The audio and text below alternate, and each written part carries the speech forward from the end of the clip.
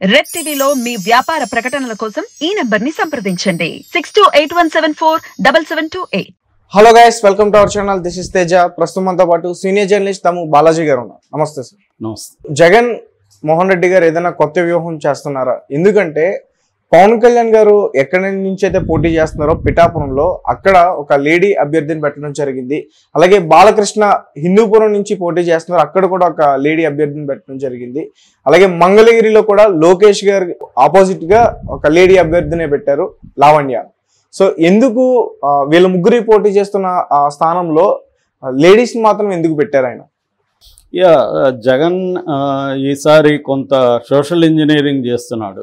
యాక్చువల్గా ఓవరాల్గా తీసుకున్నప్పుడు మొత్తంగా మనకి 175 ప్లస్ 25 పార్లమెంట్లో దాదాపు ఎస్సీ ఎస్టీ బీసీ కలిపి 50% కోటా నింపారనమాట. అంటే ఎస్సీ ఎస్టీకి అయితే ఆల్రెడీ ఫిక్స్డ్ ఉంటారు. అది కాకుండా బీసీలకు కూడా పెద్దపీట వేసాడని చెప్పచ్చు. ఎందుకంటే అసెంబ్లీలో 175 ఉంటే బీసీలకి 48 మందికి ఇచ్చాడు.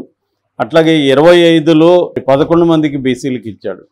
సో ఆ రకంగా తీసుకున్నప్పుడు 48 ఒక 11 59 మందికి బీసీలకి ఇచ్చాడు. ఇంకే పార్టీ కూడా ఇప్పటివరకు ఇలా ఇవ్వలేదన్నమాట.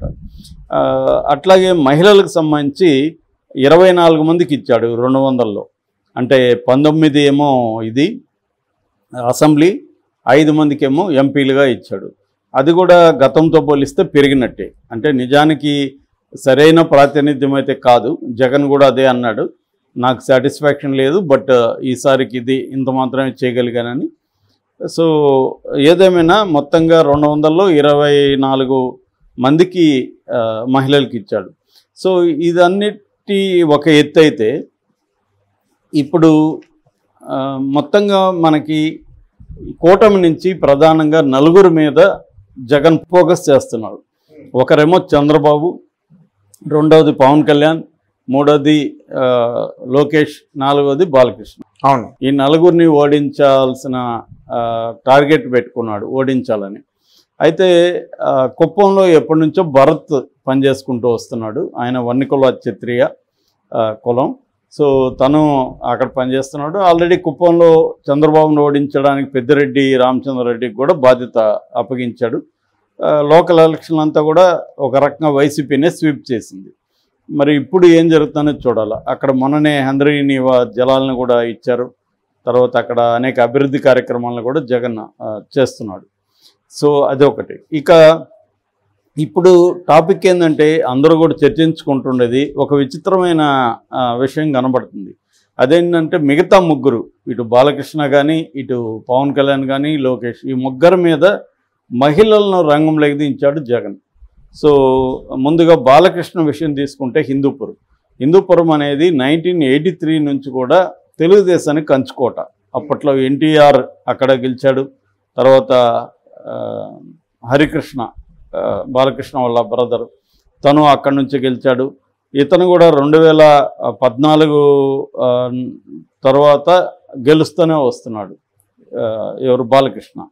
అయితే ఇతను ఓడించడానికి అనేక రకాలుగా క్యాండిడేట్లంతా కూడా మార్చి చూశాడు జగన్.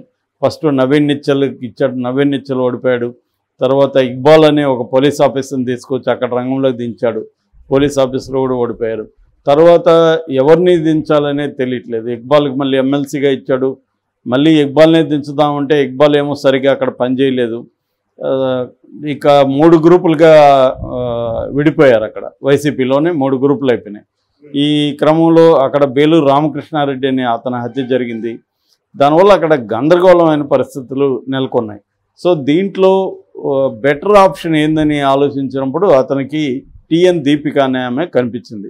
టిఎన్ దీపిక ఎవరంటే గతంలో లేదా ప్రజెంట్ కూడా అక్కడ వైసీపీలో యాక్టివ్గా ఉన్న ఒక నాయకుడు భార్య, వేణుగోపాల్ రెడ్డి అని ఆయన భార్య ఈమె. వాళ్ళది ఇంటర్ కాస్ట్ మ్యారేజ్.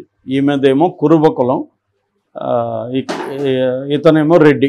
సో ఈమెకి కానీ ఇస్తే అక్కడ ఏంటంటే కురబ పాపులేషన్ ఎక్కువ ఉంటుంది హిందూపూర్లో. మనకి గతంలో కూడా గోరంట్ల మాధవ్కి ఇచ్చాడు, మాధవ్ కురబ అదే. కాబట్టి అక్కడ సునాయాసం గెలవగలిగాడు ఎంపీగా. సో అందుకని ఈసారి ఒక సోషల్ ఇంజనీరింగ్ పేరుతో కులాల సమీకరణాలని జగన్ రాష్ట్ర వ్యాప్తంగా చేస్తున్నాడు. అలాగే హిందూపూర్లో కూడా కురబకి ఇవ్వడం వల్ల కురబ బ్యాక్వర్డ్ కులం కాబట్టి ఆ కులం అంతా సపోర్ట్ చేస్తుంది. ఎలాగూ హస్బెండ్ రెడ్డి కాబట్టి రెడ్డి వైపు నుంచి కూడా ఎట్లాగూ జగన్కి ఆ సామాజిక వర్గం బలంగానే ఉంటుంది. సో ఈ సమీకరణాలను పెట్టి చేశారు. రెండోది ఏంటంటే బాలకృష్ణ పైన ఉన్న అభియోగం ఏంటంటే ఆయన అందుబాటులో ఉండడని. ఆయన మనకు తెలుసు ఆయన రాజకీయాల కంటే కూడా సినిమాలకే ఎక్కువ ఇంపార్టెన్స్ ఇస్తాడు. సో ఇక్కడే ఎక్కువ ఉంటాడు తప్ప అక్కడ పోయి అందుబాటులో ఉండడు. వాళ్ళ పిఏ మీద కూడా అనేక ఆరోపణలు అక్కడ వచ్చాయి. గతంలో పిఏని మార్చాడు మళ్ళీ. అయితే ఈ మధ్య అప్పుడప్పుడు వెళ్ళడం, అక్కడ ఏదో హాస్పిటల్లో అక్కడ ఇక్కడ నా సొంత ఫండ్స్ పెడుతున్నానని చెప్పడం ఇవన్నీ చేస్తున్నాడు. కానీ లోకల్గా ఉండైతే ఫైట్ చేయట్లేదు. మరి బాలకృష్ణ మీద వ్యతిరేకత ఏమన్నా ఏమికి ఉపయోగపడుతుందా, ఫ్రెష్ క్యాండిడేట్ అనే ఫీలింగ్ వస్తుందా? రెండోది మహిళల్లో కూడా కొంత సింపతి ఏమన్నా వస్తుందా? ఒక మహిళను గెలిపిద్దాం. ఇంతవరకు హిందూపూర్లో ఏ పొలిటికల్ పార్టీ కూడా ఎప్పుడు కూడా మహిళల్ని దించలేదు. ఫస్ట్ టైం ఇది ఉందా అనేది చూడాలి బాలకృష్ణకి యాంటీగా. సో అది కానీ కలిసి వస్తే మాత్రం బాలకృష్ణకి కష్టం అవుతుంది. ఎందుకంటే గతంలో రాయలసీమలో ఒక రకంగా వైసీపీ స్వీప్ చేసిందని చెప్పచ్చు. మొత్తం 52 ఉంటే ఓన్లీ 3 సీట్లు మాత్రమే తెలుగుదేశానికి వచ్చాయి. అటు వైయావల్ కేశవ్ అనంతపురంలో, బాలకృష్ణ చిత్తూరులో, చంద్రబాబు నాయుడు, వీళ్ళు ముగ్గురు తప్ప ఎవరు గెలవలేదు పరిస్థితి. సో అటువంటిది సిచ్యువేషన్ ఉంది. ఇప్పుడు అది బాలకృష్ణ మీద టార్గెట్ పెడుతున్నాడు. బాలకృష్ణను ఓడిస్తే అతను ఇంట్లో కూర్చోబెట్టాలా అన్న ఒక ఉద్దేశం వాళ్ళకి బలంగా ఉంది. మరి ఏం చేస్తారనేది అక్కడ చూడాలి. ఇక రెండవది పిఠాపురం. నిజానికి పవన్ కళ్యాణ్ చాలా లేటుగా అనౌన్స్ చేశాడు. ఈ మధ్య 2-3 రోజుల ముందే అనౌన్స్ చేశాడు. కానీ జగన్ ముందే గ్రహించాడు. అంటే పిఠాపురంలో చేస్తారని ముందే లీకేజెస్ వచ్చాయి. యాక్చువల్గా గాజువాక్ కానీ భీమవరంలో రెండిట్లో భీమవరాన్ని ఎంచుకుంటాడు పవన్ కళ్యాణ్ అని కూడా అన్నారు. ఎందుకంటే ఓడిన చోటే నిలబడి గెలవడం అనేది ఇంపార్టెంట్ అని ఫీల్ అవుతున్నారు. రెండోది అక్కడ భీమవరంలో కూడా కొంత సింపతి పెరిగింది. పవన్ కళ్యాణ్ మనం ఓడించి తప్పు చేసాం. ఆయన పదే రాష్ట్ర వ్యాప్తంగా కూడా అంటున్నాడు, నన్ను ఓడించి తప్పు చేశారు మీరు, కనీసం నన్ను గెలిపించుంటేనా నేను ఇప్పుడు గట్టి కొట్లాడి ఉండేవాడిని, అది కూడా చేయలేదు మీరు అని ఆయన మాట్లాడుతున్నాడు. కాబట్టి అక్కడ సింపతి ఉండే అవకాశం ఉంది. కానీ ఆయన ఎందుకన్నా మరి పిఠాపురం ఎంచుకున్నాడు. పిఠాపురం ఎంచుకోవడానికి ప్రధాన కారణం ఏం చెప్తారంటే అక్కడ మొత్తం 2,28,000 ఓట్లు ఉంటే అందులో 91,000 ఓట్లు కాపులదే ఉన్నాయి. కాబట్టి కాపులందరూ గట్టిగా తనకేస్తే మంచి మెజార్టీతో గెలవచ్చు అన్న ఉద్దేశంతో అక్కడ నిలబడినానని చెప్తున్నారు. అయితే పవన్ కళ్యాణ్కి ఫస్ట్ అక్కడ వచ్చిన మేజర్ ప్రాబ్లం ఆయన సత్యనారాయణ వర్మ. సో ఆయన గతంలో 2014లో ఇండిపెండెంట్గా గెలవగలిగాడు. ఆయన క్షత్రియ కమ్యూనిటీ అయినప్పటికీ క్షత్రియ కమ్యూనిటీ పాపులేషన్ అక్కడ తక్కువ ఉంది. యాక్చువల్గా అక్కడ ఉండేది కాపులు 91,000, తర్వాత మాలలు 14,000 ఎంతో చెప్తున్నారు. దాని తర్వాత సెట్టిబల్జా వీళ్ళు ఉన్నారనమాట అక్కడ. ఈ క్రమంలో ఆయన గెలవగలిగాడంటే అది వ్యక్తిగత దీనిగానే మనం చెప్పుకోవాలి. ఎందుకంటే ఆయన అందుబాటులో ఉండడం, జనాలకి నిరంతరం ప్రజల్లో ఉండడం, ఇవన్నీ పనిచేసాయి. బట్ 2019లో పెన్నెం హరిబాబు చేతులు ఆయన కూడా ఓడిపోయాడు. దానికి ప్రధాన కారణం రాష్ట్ర వ్యాప్తంగా కూడా ఒక జగన్ వేవ్ వచ్చింది. ఆ వేవ్లో వర్మ కూడా ఓడిపోయాడు. సో ఇప్పుడు ఈయనకి టికెట్ అనౌన్స్ చేయగానే వర్మ బ్యాచ్ అంతా బీభత్సంగా అక్కడ తగలబెట్టారు, చెప్పులతో కొట్టారు వీళ్ళ ఫోటోల్ని, లోకేష్ చంద్రబాబు ఫోటోని తీసేశారు, బండబూతులు తిట్టారు, ఇవన్నీ జరిగాయి. దాంతో ఒకసారిగా పవన్ కళ్యాణ్కి భయమైందని చెప్తున్నారు. అంటే ఏమన్నా నియోజకవర్గం మార్చుకుంటాడని కూడా అనుకున్నారు. బట్ చంద్రబాబు ఇవన్నీ అనేక విషయాలు గత 45 ఏళ్ళుగా ఆయన డీల్ చేయని విషయం లేదు కదా. సో ఆ వర్మను పిలిచి నీకు ఎమ్మెల్సీ ఇస్తాను, అది కూడా ఫస్ట్ బ్యాచ్లోనే ఇస్తానని హామీ ఇచ్చినాడని చెప్తున్నారు. సో ఆ హామీని అనుసరించి అతను పోయి కూల్ చేస్తారని చెప్తున్నాడు. నేను గెలిపిస్తానని చెప్తున్నాడు. యాక్చువల్గా వర్మ గత కొంతకాలంగా అసలు పవన్ కళ్యాణ్ ఇక్కడికి రావద్దు, నేను గెలిపించి ఆయనకి గిఫ్ట్గా ఇస్తానని చెప్పిన వ్యక్తి సడన్గా రివర్స్ అయ్యాడు. మళ్ళీ యూటర్న్ తీసుకున్నాడు. ఏదేమైనా అది మంచి విషయం పవన్ కళ్యాణ్కి. అయితే వంగ గీతను అక్కడ జగన్ నిలబెట్టాడు. వంగ గీత దాదాపు 60 ఏళ్ళ ఆమె సీనియర్ పొలిటీషియన్. యాక్చువల్గా ఆమె నాగపూర్ యూనివర్సిటీలో లా చేసింది, అడ్వకేట్గా స్టార్ట్ చేసింది. బట్ రాజకీయాల్లోకి వచ్చి 1989లో అంటే చాలా అర్లీగానే ఆమె తెలుగుదేశంలో చేరింది. ఫస్ట్ తెలుగుదేశంలో ఉండింది, తర్వాత కాంగ్రెస్లో నుంచి ఎమ్మెల్యేగా గెలిచింది, ప్రజారాజ్యం నుంచి కూడా ఎమ్మెల్యేగా గెలిచింది. ఆమెకి కూడా బాగా పట్టుంది. మొన్నటి వరకు ఆమె కాకినాడ ఎంపీగా ఉన్నది, ఇప్పుడు ఇక్కడ నిలబెట్టారు. కాపు ఓట్లను ఖచ్చితంగా చేల్చగలదు.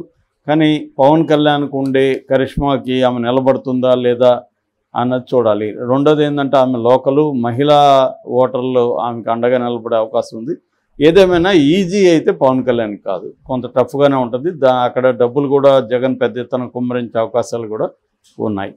ఇక మూడవది లోకేష్ మంగళగిరి. ఇక్కడ మంగళగిరిలో రకరకాల ప్రయోగాలు చేసుకుంటూ వచ్చారు. 2 సార్లు అక్కడ ఆళ్ల రామకృష్ణారెడ్డి గెలిచాడు. లాస్ట్ టైం లోకేష్ మీద 533 ఓట్ల మెజార్టీతో ఆళ్ల రామకృష్ణ గెలిచారు.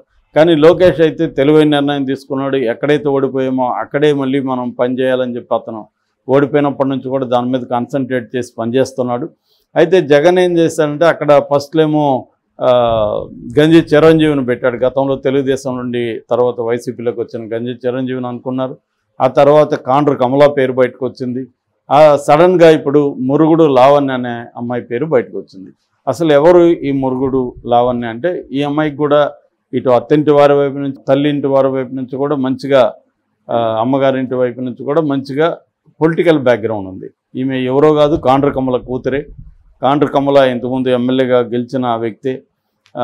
కాబట్టి వాళ్ళ మామ మురుగుడు హనుమంతరావు ఆయన కూడా ఎమ్మెల్యేగా గెలిచాడు. అంటే వాళ్ళు 2 సార్లు, ఆయనైతే 2 సార్లు గెలిచాడు. 99లో 2004లో హనుమంతరావు ఎమ్మెల్యే, 2009లో కాండ్రు కమల ఎమ్మెల్యే. ఇప్పుడు వైసీపీ ఖాతాలో 2009 నుంచి 2019 వరకు ఎమ్మెల్యేలు వైసీపీ వాళ్ళే అనుకోవచ్చు మనం. ఎందుకంటే వీళ్ళిద్దరట్టు వచ్చారు. 2014లో 19లో మనకి ఆళ్ల రామకృష్ణారెడ్డి గెలిచారు. సో అంటే 2009 నుంచి 19 వరకు దాదాపు 10 ఏళ్ల పాటు అక్కడ డామినెంట్గా ఉన్న వ్యక్తులు అంతా ఇప్పుడు మురుగుడు లావణ్యకి అండగా ఉన్నారు. సో అది చాలా పెద్ద బలమే అని చెప్పచ్చు. రెండోది అక్కడ మంగళగిరిలో పద్మశాలి పాపులేషన్ చాలా స్ట్రాంగ్గా ఉంటుంది. ఈమె పద్మశాలి కాబట్టి అది కూడా కలిసి వచ్చే అంశము. సో ఒక పక్క ఆళ్ల పనిచేస్తున్నాడు, ఒక పక్క కాండ్రు కమల ఉంది, ఒక పక్క హనుమంతరావు ఉన్నాడు. ఈమెకి చాలా బలమైతే ఉంది. లోకేష్కి అంత ఈజీ విన్ అయితే కాదు, చాలా టఫ్ అనుకోవాలి. కానీ జగన్ అయితే చాలా గట్టిగానే లోకేష్ని ఇక్కడ బిగించినట్టుగా మనకు అర్థమవుతుంది. మరి ఇది ఏం జరుగుతుంది అనేది మనం చూడాలి. Okay sir, thank you so much.